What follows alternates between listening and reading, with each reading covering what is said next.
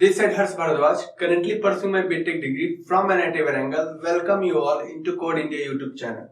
आज की इस वीडियो में हम लोग ZIO के PYQ सीरीज को आगे बढ़ाते हुए 2019 के चौथे नंबर क्वेश्चन को डिस्कस करेंगे।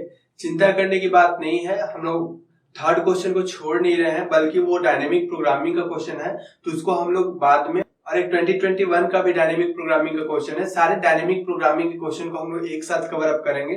उससे पहले हम लोग चाह रहे हैं कि जितने भी अदर कंसेप्ट्स हैं वो हम आपको दे दें। ओके, तो इस वीडियो में बेसिकली हम लोग फंडामेंटल प्रिंसिपल ऑफ काउंटिंग को पढ़ेंगे, और मैं बता दूं कि इस कंसेप्ट के हेल्प से आप नॉर्मल काउंटिंग जब नहीं कर पाते हैं तो ये fundamental principle of counting use आती है। अगर आपको ये आता होगा तो जहां बाकी लोग किसी चीज को काउंट नहीं कर पाएंगे, बहुत सारी ऐसी चीजें होती है जिनको काउंट कर पाना पॉसिबल नहीं होता है, बट अगर आपको फंडामेंटल प्रिंसिपल ऑफ काउंटिंग आती है तो आप इजिली उसको काउंट कर सकते हैं और बता सकते हैं कि उसकी काउंटिंग कितनी होगी। इसका रियल एप्लीकेशन अभी हम लोग आने वाले अपने क्वेश्चन में देखेंगे। ओके, तो अगर आप इस चैनल पर पहली बार आए हैं तो प्लीज चैनल को सब्सक्राइब कर लीजिए और बेल नोटिफिकेशन आइकन को हिट कर दीजिए ताकि कोई भी इंपॉर्टेंट इंफॉर्मेशन और ऐसे वीडियोस आपसे मिस ना हो पाए। ठीक है, अगर आपने अभी तक इस PYQ सीरीज को एक्सेस नहीं करा है तो ऊपर आई बटन पर आ रहे लिंक पर क्लिक कर आप इस PYQ के प्लेलिस्ट को एक्सेस कर सकते हैं। इसमें हम लोग ZIO के प्रीवियस 10 to 20 इयर्स के क्वेश्चन सॉल्व करने जा रहे होंगे। ओके, तो ये आपके लिए बहुत बेनिफिशियल होगा। चलिए अब क्वेश्चन डिस्कस करते हैं। आज के क्वेश्चन को शुरू करने से पहले हम लोग एक बहुत ही बेसिक कंसेप्ट पढ़ेंगे जो कि फंडामेंटल कंसेप्ट ऑफ काउंटिंग या फंडामेंटल प्रिंसिपल ऑफ काउंटिंग। ये कंसेप्ट एक बहुत ही इंपॉर्टेंट कंसेप्ट है जिसको जानने के बाद आपका काउंटिंग करने का तरीका काफी बदल जाएगा। आप चीजों को एनालाइज करते वक्त काफी अलग तरीके से सोचेंगे। तो हम लोग इस क्वेश्चन को डिस्कस करने से पहले इस कंसेप्ट को पहले डिस्कस करेंगे। उससे पहले मेरी एक एडवाइस है कि अगर आप लोग इस वीडियो पे आए हुए हैं तो आप लोग ZIO के लिए तो प्रिपेयर कर ही रहे होंगे। तो मेरी एडवाइस है आप लोगों के लिए कि अभी तक हम लोग कोई भी अगर PYQ डिस्कस करते हैं तो उसमें कोई ना कोई ऑब्जर्वेशंस होता है, कोई ना कोई नया कंसेप्ट होता है, कोई ना कोई नई चीजें होती हैं। तो आप लोग क्या करो कि उसको नोटबुक में नोट करते जाओ ताकि जब एग्जाम से 5 या 10 दिन पहले आप लोग चाहो तो ये जो आपके पूरे 70-80 दिन की मेहनत है ना, वो केवल आप 5 और 10 दिन में उसको रिफ्रेश कर पाओ। ठीक है, तो इसका फायदा आपको एग्जाम में काफी मिलेगा। ओके, अगर आप हमसे ऐसी पर्सनली मेंटरशिप चाहते हैं या ऐसे टिप्स एंड ट्रिक्स चाहते हैं कि ZIO की प्रिपरेशन कैसी होनी चाहिए तो आप हमारा पर्सनल मेंटरशिप प्रोग्राम ज्वाइन कर सकते हैं। आप नीचे डिस्क्रिप्शन पे दिए गए कॉन्टैक्ट नंबर पर कॉन्टैक्ट करके हमारे ZIO या IOI के बैचेस के बारे में फुल जानकारी ले सकते हैं। अब चलते हैं हम लोग अपने कंसेप्ट को डिस्कस करते हैं। तो ये जो है फंडामेंटल प्रिंसिपल ऑफ काउंटिंग, इसमें दो कंसेप्ट आते हैं। एक कंसेप्ट होता है फंडामेंटल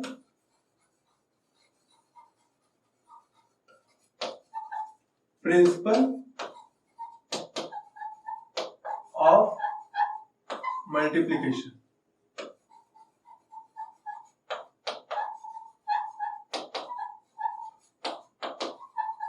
अब आप सोच रहे हो क्या सर आप इसमें हम लोग को मल्टीप्लाई करना सिखा रहे हो? तो नहीं, ऐसा बिल्कुल नहीं है। इसे एक एग्जांपल से समझते हैं। ओके, तो सपोज दैट कि कोई आदमी है जो कि बहुत ही बीमार है और वो पटना में रहता है। कोई आदमी है जो कि बहुत बीमार है और वो पटना में रहता है। उसको अपना इलाज कराने दिल्ली एम्स में जाना है, लेकिन उसके इलाज में जो दवाई लगेगी वहां का डॉक्टर बोल चुका है कि वो जो दवाई है वो लखनऊ में ही मिलती है। अगर आप वो दवाई नहीं ला पाए तो हम आपका इलाज नहीं कर पाएंगे। जैसे कि रामायण में था ना संजीवनी बूटी, वैसे यहाँ पर भी जो संजीवनी बूटी है वो लखनऊ में मिलती है।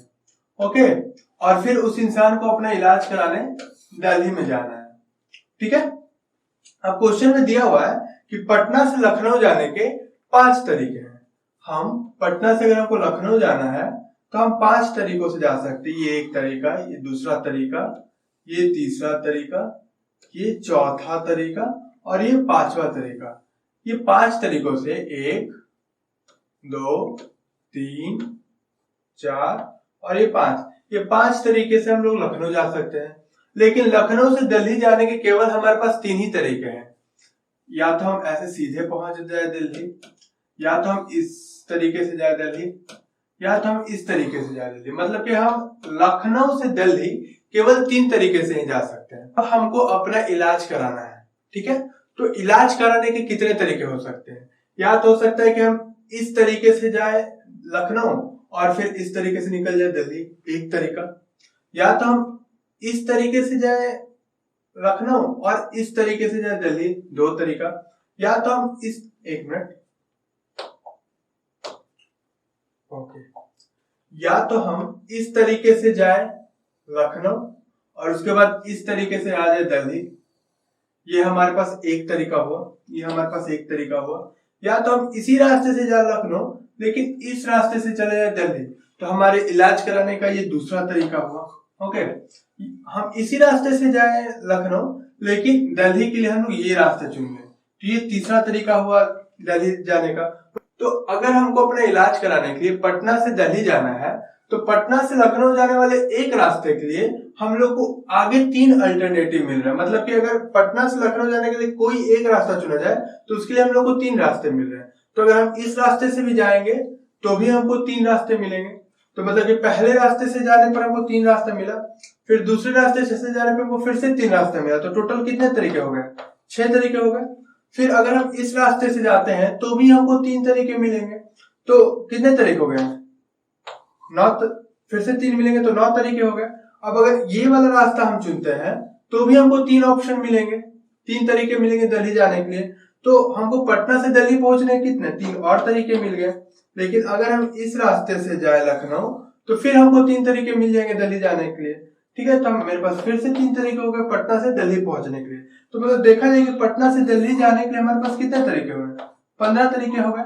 ठीक है, तो क्या हम लोग जानते हैं कि पटना से लखनऊ जाने के लिए 5 तरीके थे और लखनऊ से दिल्ली जाने के लिए 3 तरीके थे। तो क्या हम 5 में 3 से गुना कर देते तो क्या पटना से दिल्ली जाने के कितने तरीके हैं, जो कि 15, क्या हमारा सिंपल मल्टीप्लाई करने से निकल जाता? अब इसका हम लोग कॉन्सेप्ट समझते हैं कि कॉन्सेप्ट क्या बोलता है। जैसे कि हम एग्जांपल नोट कर लेते हैं, पटना लखनऊ दिल्ली।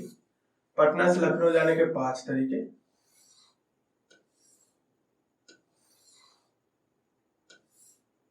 ओके, पटना से लखनऊ जाने के 5 तरीके, लखनऊ से दिल्ली जाने के 3 तरीके।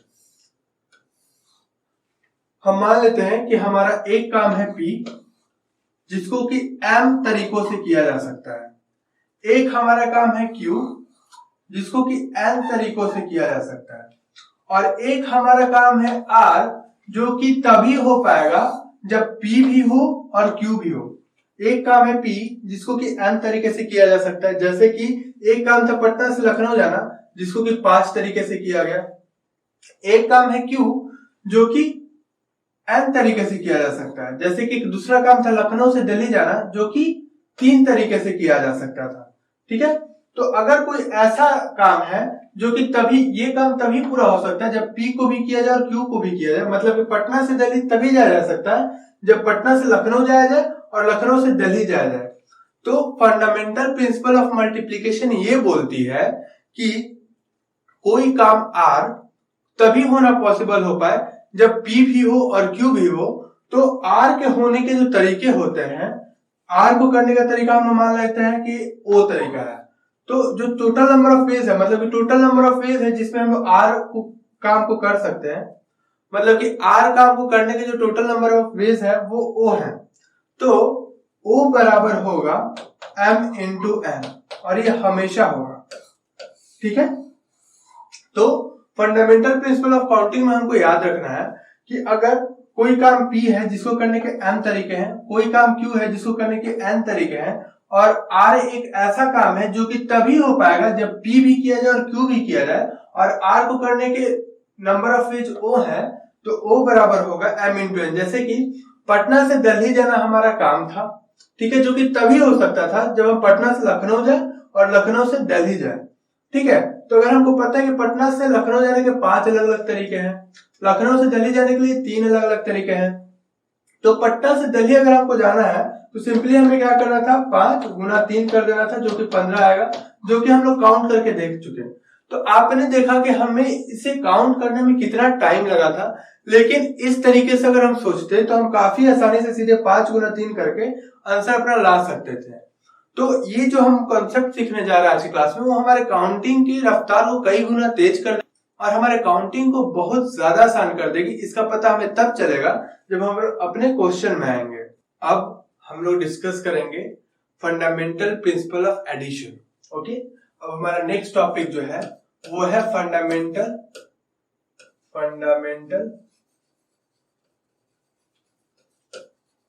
Principal of addition. अब इसको हम लोग एक एग्जांपल से समझते हैं। सपोज कि मेरा तबीयत बहुत खराब है, मैं अभी पटना में हूँ, मुझे पता चला कि अगर मैं लखनऊ जाऊं तो भी मेरा इलाज हो सकता है और मैं दिल्ली जाऊं तो भी मेरा इलाज हो सकता है। ठीक है, तो इसको थोड़ा डायग्राम से समझ लेते हैं कि मैं अभी पटना में हूँ, मुझे पता चला कि मैं अगर दिल्ली जाऊं तो भी मेरा इलाज हो सकता है और मैं अगर लखनऊ आऊं तो भी मेरा इलाज हो सकता है। मुझे पता है कि पटना से लखनऊ आने के 5 तरीके हैं, पटना से लखनऊ आने के 5 तरीके हैं और पटना से दिल्ली जाने के केवल 3 तरीके हैं और मुझे अपना इलाज करना है, मुझे अपना इलाज कराना है। तो मेरे पास टोटल कितने तरीके हुए? मैं टोटल कितने तरीके से अपना इलाज करा सकता हूं? मुझे पता है कि पटना से दिल्ली जाने के 3 तरीके हैं और पटना से लखनऊ जाने के 5 तरीके हैं। मैं दिल्ली जाऊं तो भी मेरा इलाज हो जाएगा, मैं लखनऊ जाऊं तो भी मेरा इलाज हो जाएगा। ओके, तो मैं अभी पटना में हूं और मुझे अपना इलाज कराना है, तो मैं कितने तरीके से करा सकता हूं? या तो मैं इस रास्ते को चुनूं एक, या तो मैं इस रास्ते को चुनूं, या तो मैं इस रास्ते को चुनूं। अगर इन तीनों में से कोई भी रास्ता चुनता हूं तो मेरा इलाज हो जाएगा। इनफैक्ट यही नहीं, मैं डायरेक्ट ये रास्ता चुनूं, या मैं ये रास्ता चुनूं, या मैं ये रास्ता चुनूं, या मैं ये रास्ता चुनूं, या मैं ये रास्ता चुनूं। तो यहाँ पर 3 तरीके हैं जिससे कि मैं पटना से दिल्ली पहुंचकर अपना इलाज करा सकता हूँ और यहाँ पर मेरे पास 5 तरीके हैं जहां पर मैं पटना से लखनऊ पहुंचकर अपना इलाज करा सकता हूँ। तो टोटल मेरे पास कितने रास्ते हैं कि मैं उन रास्तों पर चलकर अपना इलाज करा सकूं? सिंपल 5 रास्ते मुझे यहाँ से दिख रहे हैं और 3 रास्ते मुझे यहाँ से दिख रहे हैं, तो मतलब टोटल नंबर ऑफ वेज 8 है। 8 नंबर ऑफ वेज के हेल्प से मैं अपना इलाज करा सकता हूँ। तो इस यहां से हमें क्या समझ में आ रहा है? यहां से हमें सिंपली ये समझ में आ रहा है कि अगर कोई काम P है जिसको करने के M अलग अलग तरीके हैं, अगर कोई काम Q है जिसको करने के N अलग अलग तरीके हैं और कोई काम R है, ठीक है, जिसको करने के O अलग अलग तरीके हैं। ठीक है, अब हमारा R काम जो है एक ऐसा काम है जो कि अगर हम P को करें, अगर हम P काम को करें तो भी हमारा काम हो जा रहा है, अगर हम Q काम को करें तो भी हमारा काम R जो है हो जा रहा है। तो O का वैल्यू जो है वो होगा M प्लस N। जैसा कि हम लोग यहाँ पर अभी देख सकते हैं कि अगर हमको इलाज कराना है तो अगर हम पटना से दिल्ली जाए तो भी हमारा इलाज हो जाएगा और अगर हम पटना से लखनऊ जाए तो भी हमारा इलाज हो जाएगा। मतलब कि अगर हमको इलाज कराना है, हम आर कौन सा काम है कि हमको इलाज कराना है, तो हमको इलाज कराने के लिए क्या P, या तो हम लखनऊ चले जाएं या तो हम दिल्ली चले जाएं। ठीक है, तो हमें पता है कि M का वैल्यू यहाँ पर 5 था और N का वैल्यू यहाँ पर 3 था, तो सिंपली O का वैल्यू क्या हो गया 5 प्लस 3, मतलब कि 8 तरीके हैं। तो ये हो गया हमारा फंडामेंटल प्रिंसिपल ऑफ एडिशन। मतलब कि अगर हमें कोई काम करना है, ठीक है, और हमारा वो काम जो है P तरीके से भी, अगर हम P काम को करेंगे तो भी हमारा काम हो जाएगा और अगर हम Q काम को करेंगे तो भी हमारा काम हो जाएगा। तो सिंपली P को करने के जितने नंबर ऑफ वेज होंगे और Q को करने के जितने नंबर ऑफ वेज होंगे, अगर उन दोनों को ऐड कर देंगे तो हमारा जो काम है उसके करने के नंबर ऑफ वेज को हम लोग निकाल सकते हैं। इस एग्जाम्पल से आई थिंक क्लियर हो गया होगा। अब इसमें एक और छोटा सा कंसेप्ट रह गया है, अब हम लोग उसको डिस्कस करेंगे। सपोज दैट कि हमारे पास 5 खाली डब्बे हैं, या हम देख सकते हैं कि हमारे पास 5 सेल खाली है। ये एक स्क्वायर को एक सेल बोला जाता है, दूसरे स्क्वायर को सेल बोला जाता है। ठीक है, और इन सेल को भरने के लिए हम ये 3 डिजिट का यूज जितना बार मन उतना बार भर सकते हैं। एक सेल में केवल कोई एक ही नंबर आ सकता है, ठीक है, और हमें इस सेल को कंप्लीटली भरना है। तो अगर देखा जाए तो इसमें 5 सेल है। पहले सेल को भरने के कितने तरीके हैं? 3 तरीके हैं। क्यों? क्योंकि इस सेल में या तो हम 1 डालेंगे, या तो हम 2 डालेंगे, या तो हम 3 डालेंगे। तो मतलब पहले सेल को भरने के कितने तरीके? 3 तरीके। ठीक उसी तरह से दूसरे सेल को भी भरने के 3 तरीके, तीसरे सेल को भी भरने के 3 तरीके, चौथे सेल को भी भरने के 3 तरीके, पांचवें सेल को भी भरने के 3 तरीके। हमारा काम क्या है कि ये पांचों सेल भरना चाहिए ये तीनों नंबर का यूज करके, और उसको हम लोग कितने तरीके से कर सकते हैं। तो एक बात तो क्लियर है कि हमारा काम तब होगा जब पांचों काम को किया जाए। हमारा पूरे सेल को भरने का काम कंप्लीट तब होगा जब हर एक सेल को भरा जाए, और एक सेल को भरने का 3 तरीका है। तो ये 5 सेल है, पांचों सेल को भरने का कितनी तरीका होगा। तो अभी हम लोग फंडामेंटल प्रिंसिपल ऑफ मल्टीप्लिकेशन में पढ़े कि अगर हमारा कोई काम तब होता हो जब हमको सारे इंडिपेंडेंट काम को करना पड़ जाए, तो हम सिंपली मल्टीप्लाई कर देते हैं। मतलब कि अगर हमको सारे सेल को भरना है तो हमें लिखना होगा 3 इंटू 3 इंटू 3 इंटू 3 इंटू 3। इसका मतलब क्या होगा कि 3 का पावर 5। ओके, तो बेसिकली हम लोग समझ गए कि अगर हमारे पास n रो दिए गए हैं और उसमें m टाइप के नंबर डालने हैं, तो सिंपली हमारा आंसर जो है वो m का पावर n हो जाएगा। अब हम लोग अपने क्वेश्चन पर आते हैं। ओके, तो अब सारे फंडामेंटल कॉन्सेप्ट्स को सीखने के बाद हम लोग पहले अपने प्रॉब्लम को समझ लेते हैं कि प्रॉब्लम क्या दिया हुआ है, प्रॉब्लम में पूछा क्या गया है, और उसको फिर हम लोग कैसे इन कॉन्सेप्ट्स को यूज करके सॉल्व करेंगे। ओके, तो बेसिकली यहाँ पर एक ग्रिड दिया हुआ है।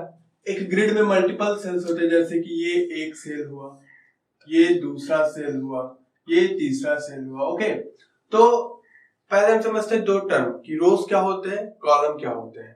तो रोज उन ग्रुप ऑफ सेल्स को कहते हैं जो कि हॉरिजॉन्टली अरेंज्ड रहते हैं। जैसे कि ये हॉरिजॉन्टली, ये तीनों सेल हॉरिजॉन्टली अरेंज्ड है, इसलिए इसको कहेंगे रो 1। ये एक रो हुआ। फिर ये हॉरिजॉन्टली अरेंज्ड है, तो ये भी एक रो हुआ, इसको हम कुछ और नाम दे देंगे रो 2। फिर ये सेल हॉरिजॉन्टली अरेंज्ड है, इसलिए हम इसको कहेंगे रो 3। ओके, ठीक उसी तरह कॉलम्स क्या होते हैं, कॉलम्स उन ग्रुप ऑफ सेल्स को कहते हैं जो कि वर्टिकली अरेंज्ड होते हैं। जैसे कि ये सेल और ये सेल वर्टिकली अरेंज्ड है, तो इनको हम लोग कहेंगे कॉलम 1। ये सेल वर्टिकली अरेंज्ड है, तो ये हो गया कॉलम 2, और ठीक उसी तरीके से ये हो गया कॉलम 3। तो आई थिंक आपको पता चल गया हो कि एक ग्रिड क्या होता है। ग्रिड क्या है, ग्रुप ऑफ सेल्स है, ग्रुप ऑफ सेल का अरेंजमेंट है। ओके, उसमें रो क्या होता है, कॉलम क्या होते हैं। तब इसमें 2 केसेस हो सकती हैं कि या तो नंबर ऑफ रो बराबर हो सकता है नंबर ऑफ कॉलम के, या तो number of row not equal to number of column हो सकता है। ठीक है, तो सपोज दैट कि अगर कोई भी ग्रिड बना हुआ है, सपोज दैट कोई भी ग्रिड अगर एक बना हुआ है, इस तरीके से हम लोग कोई भी ग्रिड बनाते हैं, तो हर एक ग्रिड का कुछ ऑर्डर होता है।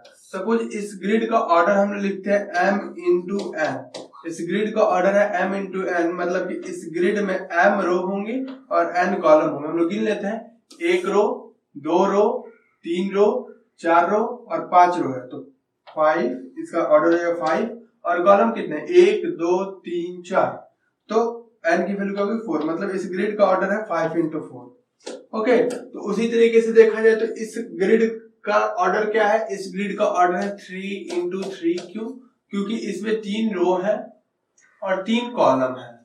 ओके, अब हम लोग को क्वेश्चन में दिया गया है कि हमारे पास n इंटू n ग्रिड दिए रहेंगे। क्वेश्चन में बोला गया कि हमारे पास n इंटू n ग्रिड दिए गए। मैं यहाँ पर 3 इंटू 3 से आपको समझाने की कोशिश करूंगा, बट क्वेश्चन में n इंटू n ग्रिड दिए गए हैं। मतलब कि क्वेश्चन में जो हमारे ग्रिड दिए हुए उनके n रोज हैं और n कॉलम्स हैं। ओके, अब बोला गया है कि ये जो ग्रिड है n इंटू n का ग्रिड बना हुआ है, इसमें बहुत सारे सेल्स होंगे। ये क्लियर बात है कि अगर हमें ऑर्डर पता हो, किसी भी ग्रिड का अगर हमें ऑर्डर पता है, तो हम उसके नंबर ऑफ सेल्स निकाल सकते हैं। जैसे कि अगर ये 3 इंटू 3 ग्रिड होगा, तो इसमें नंबर ऑफ सेल्स कितने होंगे, 9 होंगे। आप गिन सकते हो, 1 2 3 4 5 6 7 8 9। मतलब कि जो ऑर्डर लिखा रहता है ना, वो बेसिकली बताता है कि उसमें उस ग्रिड में कितने नंबर ऑफ सेल्स हैं। ओके, तो अब हम लोग बात करते हैं कि अगर क्वेश्चन में कोई n इंटू n ग्रिड दिया हुआ है, मतलब जिसके n रो है और n कॉलम है, और प्रत्येक सेल में या तो +1 होगा या तो -1 होगा। एक ऐसा ग्रिड है n इंटू n का जिसके हर एक सेल में या तो +1 होगा या तो -1 होगा, तो वैसे ग्रिड को हम लोग कहते हैं बाइनरी ग्रिड। वैसे ग्रिड को कहते हैं बाइनरी ग्रिड। ये क्वेश्चन में बोला गया है। ओके, वैसे ग्रिड को कहते हैं बाइनरी ग्रिड। मतलब कि वो ग्रिड जिसका हर एक सेल या तो +1 कंटेन करे या तो -1, मतलब कि इसमें या तो +1 होगा या तो -1 होगा। इस ग्रिड में या तो इस सेल में या तो +1 होगा या तो -1 होगा, इस सेल में या तो +1 होगा या तो -1 होगा। और वैसे ही n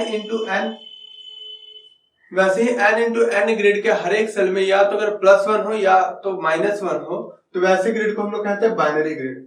अब क्वेश्चन में कहा गया है कि ठीक है, बाइनरी ग्रिड उसे कहते हैं जिसके हर एक सेल में या तो +1 होगा या तो -1 होगा। ओके, अब ये हमें दिख रहा है कि ये एक रो है, रो 1, तो इसमें 3 सेल है, एक सेल ये है, एक सेल ये है, एक सेल ये है। इसमें कुछ ना कुछ नंबर डाले हुए होंगे। सपोज दैट कि इसमें A नंबर है, इसमें B नंबर है और इसमें C नंबर है। तो इस रो का रो प्रोडक्ट क्या होगा? इस रो का रो प्रोडक्ट जो है वो कहलाएगा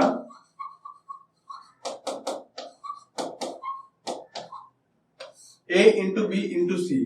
ठीक है, अगर ये रो 1 है तो रो 1 का मतलब कि रो 1 का रो प्रोडक्ट क्या हो जाएगा? A B C। उसी तरीके से अगर इस सेल में E है, इसमें F है, इसमें G है, तो रो 2 का ये कौन सा रो होगा? ये रो 2 होगा। तो रो 2 का रो प्रोडक्ट जो है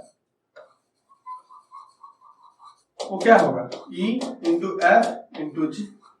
ओके, तो हम लोग समझ गए कि रो प्रोडक्ट क्या होता है। ठीक उसी तरीके से कॉलम प्रोडक्ट होगा। सपोज दैट कि इस कॉलम के जितने भी सेल्स हैं उनमें जो जो संख्या है उनके प्रोडक्ट को कहेंगे कॉलम प्रोडक्ट। जैसे कि यहाँ पर कॉलम 1 का प्रोडक्ट क्या होगा? A into E into H। Okay, तो आप समझ गए कि एक रो में जितने भी सेल्स हैं उनके अंदर जितनी संख्या है उन सभी को अगर एक साथ गुना कर देंगे तो इसको कहेंगे रो प्रोडक्ट। और किसी भी कॉलम में जितने भी सेल्स हैं उनके अंदर जो जो संख्याएं हैं अगर उनको हम आपस में मल्टीप्लाई कर दे तो वो कहलाएगा कॉलम प्रोडक्ट। अब कहा जाता है कि ये जो हमको क्वेश्चन में बाइनरी ग्रिड दिया गया है वो मैजिकल ग्रिड तब कहलाएगा जब उसका कोई भी एक रो प्रोडक्ट और एक कॉलम प्रोडक्ट। सपोज कि अगर हमारे पास n इंटू n का अगर कोई बाइनरी ग्रिड दिया हुआ है, n इंटू n का कोई बाइनरी ग्रिड दिया हुआ है, ठीक है, और ये मैजिकल ग्रिड तब कहलाएगा। मैजिकल ग्रिड तब कहलाएगा जब कोई एक रो प्रोडक्ट और एक कॉलम प्रोडक्ट का वैल्यू -1 हो। मतलब कि ये भी होना चाहिए और ये भी होना चाहिए, और इसके अलावा जितने भी रो प्रोडक्ट और कॉलम प्रोडक्ट बच गए, मतलब कि इसके अलावा कितने, n में से एक रो प्रोडक्ट और एक कॉलम प्रोडक्ट हट गया तो कितने रो प्रोडक्ट बच गए? अब n-1 रो प्रोडक्ट बच गए और n-1 कॉलम प्रोडक्ट बच गए। तो उनका जो वैल्यू है वो +1 होना चाहिए। वाजिब सी बात है कि अगर एक बाइनरी ग्रिड है इसमें +1 या -1 ही जा रहा है तो जो भी रो का प्रोडक्ट होगा या कॉलम का प्रोडक्ट होगा वो या तो +1 होगा या तो -1 होगा। लेकिन अगर इस बाइनरी ग्रिड को मैजिकल ग्रिड बनना है तो कोई एक रो प्रोडक्ट और कोई एक कॉलम प्रोडक्ट -1 होना चाहिए और उसके अलावा बाकी सारे रो प्रोडक्ट और कॉलम प्रोडक्ट +1 होना चाहिए। जैसे कि अगर हम मानते हैं कि 3 इंटू 3 का बाइनरी ग्रिड है जिसमें केवल +1 या -1 हो सकते हैं, तो इसमें एक रो प्रोडक्ट, कोई एक रो प्रोडक्ट और कोई एक कॉलम प्रोडक्ट -1 होगा। और उसके अलावा कितने देखा जाए तो यहाँ पर 3 रो प्रोडक्ट थे, 3 रो है तो 3 रो प्रोडक्ट होंगे, 3 कॉलम है तो 3 कॉलम प्रोडक्ट होंगे। तो इसमें एक रो प्रोडक्ट और एक कॉलम प्रोडक्ट तो -1 हो गया, तो बाकी कितने रो प्रोडक्ट और कॉलम प्रोडक्ट बच गए? 2 कॉलम प्रोडक्ट और रो प्रोडक्ट बच गए, उनका वैल्यू +1 होना चाहिए। मतलब कि जो बाकी बच गए रो प्रोडक्ट और कॉलम प्रोडक्ट उनका वैल्यू क्या होना चाहिए? +1 होना चाहिए। तो हमें बताने हैं कि n into n binary grid में कितने मैजिकल ग्रिड होंगे। हमको बताना है कि अगर n इंटू n का हमारे पास बाइनरी ग्रिड दिया हुआ है तो हमारे पास कितने सारे मैजिकल ग्रिड हो सकते हैं। तो पहले तो हम ये समझ लेते हैं कि n इंटू n के कितने बाइनरी ग्रिड पॉसिबल है। n इंटू n के कितने बाइनरी ग्रिड पॉसिबल है। तो अगर हम लोग बात करें कि अगर कोई n इंटू n का बाइनरी ग्रिड है मतलब कि उसमें n स्क्वायर सेल्स होंगे। अब मान लेते हैं कि जैसे हम लोग n = 3 ले लेते हैं, n की जगह पे 3 ले सकते हैं, तो 3 इंटू 3 तो मतलब कि 9, इसका मतलब होगा कि टोटल 9 सेल्स होंगे। अगर 3 इंटू 3 का हम लोग ग्रिड लेते हैं तो उसमें 9 सेल्स होंगे। अब हम लोग ये डिटरमाइन करना है कि किसी भी n इंटू n ग्रिड में कितने बाइनरी ग्रिड पॉसिबल है। तो इसके एक सेल को भरने का 2 तरीका, इसको भी भरने का दो तरीका, इसको भी भरने का दो तरीका, इसको भी भरने का दो तरीका, या तो +1 या तो -1, इसको भी भरने का दो तरीका, या तो +1 या तो -1, इसको भी भरने का दो तरीका, या तो +1 -1, इसको भी भरने का दो, इसको भी भरने का दो, इसको भी भरने का दो। अब ये ग्रिड हमारा बाइनरी ग्रिड तब होगा जब सारे सेल को भरा जाए या तो +1 या तो -1 से। मतलब कि अगर हमें किसी ग्रिड को बाइनरी ग्रिड बनाना है तो हमें सारे सेल्स को या तो +1 या तो -1 से भरना पड़ेगा। तो कितने तरीके से भरा जा सकता है? अगर एक काम को होने के लिए दो तरीके चाहिए और ऐसे ऐसे 9 काम हमको करना पड़ेगा, तो सिंपली हम लोग फंडामेंटल रूल ऑफ मल्टीप्लिकेशन में पढ़े थे कि कितने तरीके इसको बाइनरी ग्रिड बनाने के लिए, 2 गुना 2 गुना 2 गुना 9 टाइम्स करेंगे हम लोग। मतलब कि अगर हमको किसी भी n इंटू n के ग्रिड को बाइनरी ग्रिड में कन्वर्ट करना है तो हमको 2 टू दी पावर n तरीके से हम उसमें बाइनरी ग्रिड बना सकते हैं। इसका मतलब कि अगर हमारे पास कोई भी n इंटू n ग्रिड है और बोला जा रहा है कि उस n इंटू n ग्रिड में कितने सारे बाइनरी ग्रिड पॉसिबल है, तो टोटल वो 2 के power n binary grid possible होंगे। ठीक है, अब बोला जा रहा है कि 2 के पावर n तो बाइनरी ग्रिड हमारे पास होंगे, बट बताइए कि अब इसमें से कितने सारे मैजिकल ग्रिड पॉसिबल है।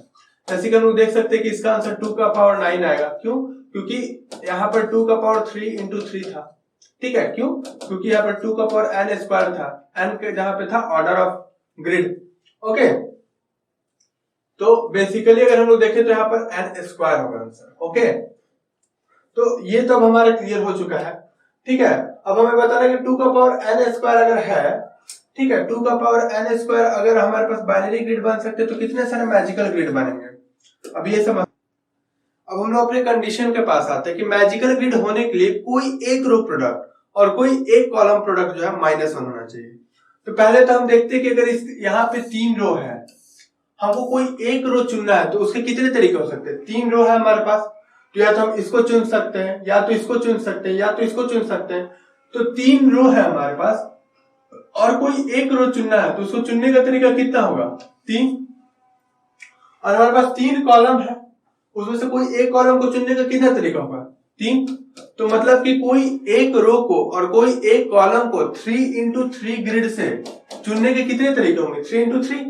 ओके, तो अगर हमारे पास सेम ऐसा n इंटू n का कोई ग्रिड होता है, n इंटू n का कोई ग्रिड होता और हमको कोई एक रो और कोई एक कॉलम चुनना होता तो उसको चुनने के कितने तरीके होते हैं, n इंटू n तरीके होते हैं। यहां तक तो क्लियर हो गया कि अगर हमें n इंटू n ग्रिड में से कोई एक रो और कोई एक कॉलम चुनना है तो हमारे पास n इंटू n तरीके होंगे, क्योंकि अगर n इंटू n का ग्रिड है तो उसमें n रो होंगे जिनको हम n तरीके से चुन सकते हैं, और ठीक n कॉलम होंगे जिनको हम लोग n तरीके से चुन सकते हैं।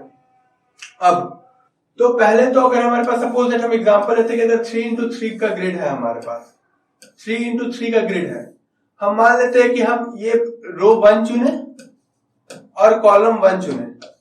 ठीक है, हम रो 1 और कॉलम 1 चुन चुके हैं। हमको पता है कि एक रो और एक कॉलम चुनने का कितना तरीका होता है, 3 गुना 3 तरीका होता है, या हम कह सकते हैं कि 3 का पावर स्क्वायर होता है। और अगर n इंटू n का ग्रिड होगा तो कितने तरीके होंगे, n इंटू n तरीके होंगे। मतलब कि n का पावर स्क्वायर से हम लोग n स्क्वायर तरीकों से हम लोग एक रो और एक कॉलम को चुन सकते हैं। ठीक है, अगर n इंटू n का ग्रिड है तो। अब जब हम लोग एक रो और एक कॉलम चुन लिए तो कितना रो और कितना, ये एक रो और एक कॉलम चुन लिए, तो अब इसको हम लोग भूल जाते हैं, इसको और इसको भूल जाते हैं। तो हमारे पास क्या, ये 2 इंटू 2 का ग्रिड बचा, ये 2 इंटू 2 का ग्रिड बचा। जैसे कि अगर हम लोग यहाँ से ये एक रो चुन लेते हैं और ये एक कॉलम चुन लेते हैं तो क्या हमारे पास 2 इंटू 2 का ग्रिड बचा। तो मतलब कि अब हमारे पास जो ग्रिड बचा है वो n-1 इंटू n-1 का ग्रिड बचा है। अब इस ग्रिड में हम क्या भर सकते हैं, या तो +1 भर सकते हैं या तो -1 भर सकते हैं। तो हम लोग कितने तरीके से इस ग्रिड में +1 या -1 भर सकते हैं। तो बेसिकली इसको भी 2 तरीके से भर सकते हैं, इसको भी 2 तरीके से भर सकते हैं, इसको भी 2 तरीके से भर सकते हैं और इसको भी 2 तरीके से भर सकते हैं। तो मतलब कि हमारा आंसर 2 इंटू 2 इंटू 2 इंटू 2 होगा, मतलब कि 2 का पावर 4। 2 के पावर 4 को हम लोग लिख सकते हैं 3 - 1 का दी होल स्क्वायर।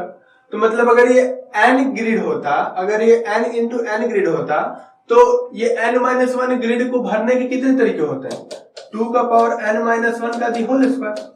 ठीक है, अब ये बारी आती है समझने की कि अगर हम लोग इस ग्रिड को रैंडमली कोई भी नंबर भर देते हैं तो इसका रो प्रोडक्ट और कॉलम प्रोडक्ट या तो +1 होगा या तो -1 होगा।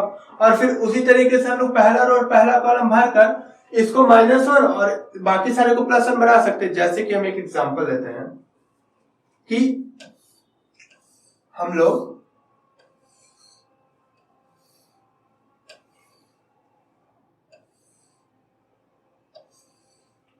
सपोज दैट कि हम लोग इसको भी थोड़ी देर के लिए भूल जाते हैं। पहले हम लोग इसको रैंडमली भर लेते हैं। आप कुछ भी भर दो, 1 -1 +1 -1 कुछ भी भर दो। ओके, अब हम लोग ये चारों को रैंडमली भर दिए। तो अब हमें क्या करना है कि इसको और इसका प्रोडक्ट -1 होना चाहिए, बाकी का प्रोडक्ट मतलब कि इसका प्रोडक्ट +1 होना चाहिए, इसका प्रोडक्ट +1 होना चाहिए। तो अगर इसका प्रोडक्ट +1 होना चाहिए तो एक -1 आ गया तो क्या हम यहाँ पे -1 भर देंगे। अच्छा, अगर इसका भी हमें प्रोडक्ट +1 चाहिए तो क्या अगर एक माइनस आ चुका तो हमें एक माइनस और यहाँ भरना चाहिए। ठीक इसी तरह से इसका भी तो प्रोडक्ट +1 आना चाहिए, तो एक माइनस आ गया तो यहाँ पे एक माइनस भर देंगे। इसका भी तो प्रोडक्ट +1 आना चाहिए, तो एक माइनस आ गया तो एक माइनस भर देंगे। ओके, लेकिन इसका प्रोडक्ट और इसका प्रोडक्ट -1 आना चाहिए, और यहाँ पे 1 है, यहाँ पे 1 है, तो मतलब कि यहाँ पे -1 कर देंगे तो काम चल जाएगा। तो मैं ये समझाना चाह रहा हूं कि अगर हम लोग n-1 के ग्रिड को कैसे भी रैंडमली भर दें तो जो हमारा एक कॉलम और एक रो और एक कॉलम है उसको तो हम लोग सही से भर ही लेंगे। ठीक है, तो बेसिकली हम लोग देख लेते हैं कि एक रो और एक कॉलम को चुनने का कितना तरीका हो सकता है, क्योंकि जरूरी नहीं ना कि हम इसी रो और इसी कॉलम को चुने। हम इस रो और इस कॉलम को भी चुन सकते हैं प्रोडक्ट -1 बनाने के लिए। ठीक है, तो बेसिकली हमारे पास एक रो और एक कॉलम को चुनने के n² तरीके हैं। अगर कोई n इंटू n ग्रिड है तो हमारे पास कोई एक रो और कोई एक कॉलम चुनने के लिए n² तरीके हैं, और उसके बाद जो हमारा n-1 इंटू n-1 का ग्रिड बच गया उसमें रैंडमली 1 और -1 फिल करने के कितने तरीके हैं, 2 इंटू n-1 का दी होल स्क्वायर। और क्या अगर हम ये दोनों काम कर लें तो क्या हमारा मैजिकल ग्रिड रेडी हो जाएगा, हर एक तरीके का मैजिकल ग्रिड रेडी हो जाएगा। मुझे नहीं लगता कि इसके बाद कोई भी मैजिकल ग्रिड हमारा छूटेगा। क्यों? क्योंकि हम लोग हर एक रो प्रोडक्ट और कॉलम प्रोडक्ट के सेट को इसमें कवर कर लिए। ठीक है, इसमें हर एक तरीके के रो प्रोडक्ट और कॉलम प्रोडक्ट आ जाएंगे जिनका कि प्रोडक्ट -1 हो गए। जैसे कि हम लोग यहाँ पे या तो ये रो या तो इस रो प्रोडक्ट और इस कॉलम प्रोडक्ट को -1 कर सकते हैं, या तो हम इस रो प्रोडक्ट इस कॉलम प्रोडक्ट को -1 कर सकते हैं। मतलब ऐसे करके हम लोग को 9 रो प्रोडक्ट और कॉलम प्रोडक्ट ऐसा यूनिक मिलेगा जिसको हम लोग -1 बना सकते हैं। तो कितने तरीके से बना सकते हैं, n² तरीके से। और इसमें रैंडमली नंबर कितने तरीके से फिट कर सकते हैं, 2 के पावर n-1 के दी होल स्क्वायर को। ठीक है, अगर हम ये दोनों काम करते हैं तो हमारा क्या मैजिकल ग्रिड रेडी हो जाएगा। अब देखते हैं कि पहले क्वेश्चन में हमारा n=3 था, तो फॉर द फर्स्ट क्वेश्चन हम लोग 3 पुट कर देंगे, 3² इंटू 2 का पावर 3-1 का होल स्क्वायर। तो ये हुआ 9, ये हुआ 2 का पावर 4, मतलब कि ये हुआ 9 और ये हुआ 16, मतलब कि 144 आंसर हो गया। ओके, और यहाँ पर हमको 5 मार्क्स मिल गए। तो बस हमको यही समझना था कि अगर हमको बाइनरी ग्रिड से मैजिकल ग्रिड बनाने होंगे तो हमको 2 काम करने होंगे। एक तो कोई एक रो प्रोडक्ट और कॉलम प्रोडक्ट चुनना होगा जिसका कि प्रोडक्ट हमको -1 करना है, और दूसरा काम ये करना था कि जो बच गया n-1 इंटू n-1 के ग्रिड उनको हम कितने तरीके से भर सकते हैं। और अगर ये दोनों काम हम कर ले तो हमारा मैजिकल ग्रिड रेडी हो जाएगा। ठीक है, तो बेसिकली हमें ये फॉर्मूला याद रखना है। बस n का वैल्यू हमें हर एक क्वेश्चन में दिया रहेगा, हम डायरेक्ट वैल्यू पुट करेंगे और रिजल्ट गेट करेंगे। ओके, अगर आपको ये चीज एक बार में क्लिक कर जाए तो ये क्वेश्चन 5 मिनट का भी नहीं है। ठीक है, तो अब चलते हैं अपने अगले सेट पे, अपने अगले पार्ट पे चलते हैं और देखते हैं उसको कैसे सॉल्व करेंगे। तो अब हम लोग अपने क्वेश्चन के अगले पार्ट को डिस्कस करते हैं। अगले पार्ट में n का वैल्यू 4 दिया हुआ है। तो हम लोगों ने पिछले स्लाइड में पढ़ा कि अगर n into n binary grid दिए हुए हैं तो उसमें इतने मैजिकल ग्रिड्स होंगे। ठीक है, तो यहाँ पर n का वैल्यू 4 दिया हुआ है, तो हम लोग बेसिकली n की जगह पे 4 रखें तो 4 का स्क्वायर 16 और 2 4 की जगह n की जगह 4 रखें, 4 माइनस 1 3 का स्क्वायर 9, तो 2 का पावर 9, 16 इंटू 2 का power 9 is equal to 16 into 5 24 is equal to 8192। ये हो गया आपका आंसर। ठीक है, इसी तरह से हम लोग अगले पार्ट में बढ़ते हैं। जैसे हम लोग अगले पार्ट में बढ़ेंगे तो यहाँ पर हमें n इज इक्वल टू 5 दिया हुआ है, तो यहाँ पर हम जहां जहां n है वहां 5 को पुट करेंगे, तो 5 का स्क्वायर हो गया 25, 2 का स्क्वायर हो गया, चूंकि यहाँ पे 5 माइनस 1 4 का स्क्वायर 16, तो 2 का पावर 16, तो 2 के पावर 16 को हम लोग 2 का पावर 10 इंटू 2 का पावर 6 कर लेते हैं, क्योंकि मुझे यहाँ 2 के पावर 16 का वैल्यू नहीं पता था, बट 2 के पावर 10 का भी वैल्यू पता था और 2 के पावर 6 का भी वैल्यू पता था। तो 25 इंटू 1024 इंटू 64, आपके पास कैलकुलेटर होगा, आप सेकंडों में लिख दोगे। ये हो गया आपका आंसर। ओके, तो आपने देखा कि अगर हम लोग फंडामेंटल प्रिंसिपल ऑफ काउंटिंग को समझ लेते हैं तो इतने बड़े बड़े काउंटिंग हम लोग कुछ सेकंड्स में कर पाते। नहीं तो आपको लगता है क्या कि आप कभी जिंदगी में 144 मैजिकल ग्रिड बना पाते और फिर उनको काउंट कर पाते? तो आपने देखा कि फंडामेंटल प्रिंसिपल ऑफ काउंटिंग से बहुत सारी चीजें जो हमें आंखों से नहीं दिख पा रही होती हैं, बहुत सारी चीजें जिनको हम काउंट नहीं कर सकते हैं, उनको फंडामेंटल प्रिंसिपल ऑफ काउंटिंग से इजिली काउंट कर सकते हैं। ऐसे बहुत सारे कंसेप्ट्स हैं जो कि ऐसे ऐसे कंपटीशन में पूछे जाते हैं। तो जैसा कि मैंने रिवाइज कराया कि हर एक लेक्चर में जो हम लोग कंसेप्ट्स देते हैं उनको आप नोट करते जाइए, और अगर आपको सारे कंसेप्ट्स काफी डिटेल्स में चाहिए, सैंपल प्रॉब्लम सॉल्व करना है, हैंड होल्डिंग सपोर्ट चाहिए, तो नीचे डिस्क्रिप्शन में नंबर दिया हुआ है, आप कोड इंडिया में इंक्वायरी कर सकते हो और बैचेस के बारे में जानकारी ले सकते हैं, कब से कौन सा बैच चालू होता है और उसमें क्या क्या आपको सीखने को मिलेगा। ओके, तो अगर आपको ये वीडियो अच्छा लगा हो तो दोस्तों के साथ शेयर करिएगा, और अगर कोई भी प्रॉब्लम हुई हो ना तो आप कमेंट बॉक्स में मुझे बता सकते हैं कि सर मुझे ये वाले पोर्शन नहीं समझ में आए, मैं आपको पर्सनली रिप्लाई करूंगा। ओके, सो तब तक के लिए बाय, थैंक यू।